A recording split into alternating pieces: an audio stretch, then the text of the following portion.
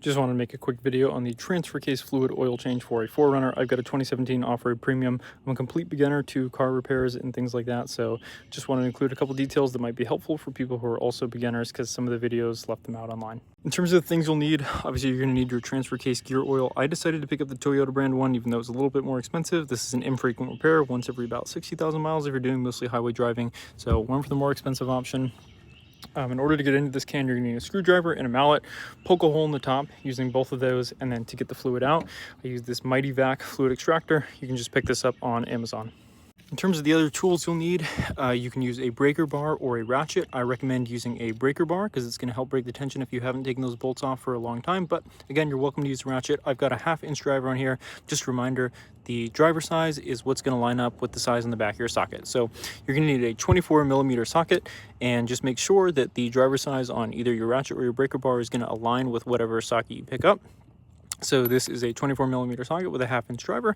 And then the other tool you're going to need is a torque wrench. And so the torque wrench is for retightening the bolts, and you need a certain specification. So we've got 27 foot-pounds of torque to retighten the bolts on your transfer case. Again, you will need this one to put the bolts back on, but whether you take them off with a ratchet or a breaker bar is up to you. The breaker bar just makes it a little bit more easy.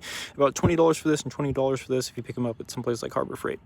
Something I thought was a little bit confusing in some videos is some people add 2 cans of oil, some people add 1, and they don't actually mention in most of them that it depends on the type of vehicle you have. So if you have a part-time 4-wheel drive model, you're only going to need 1 of those transfer case oil containers. So you need 1 liter to be able to fill it up.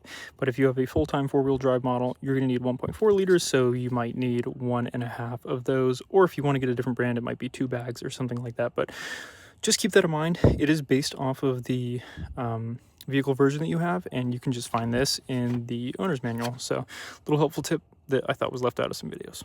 One other helpful tip I thought was coming in on the passenger side to get to the transfer case. You're going to be kind of blocked up if you try to come in on the driver's side, so passenger side makes it a bit easier to access this. In terms of actually doing the oil transfer, what you're going to do is take off your fill plug and your drain plug, and then go ahead and let all the oil drain into your catch pan. It's going to come rushing out, so make sure you do it quickly. Probably wear some gloves when you're draining the oil. Next, you're going to put your drain plug back on. Don't worry about torquing it yet. You can do that at the end. Just do a hand tighten and then start pumping your oil from the transfer case fluid into the fill plug until it starts coming out a little bit. You basically just want to use the whole can and it'll start dripping out. And then again, hand tighten that fill plug, and that'll be that. Those hand tighten, you're going to take your torque wrench and do 27 foot-pounds of torque until it clicks, and then you're good to go.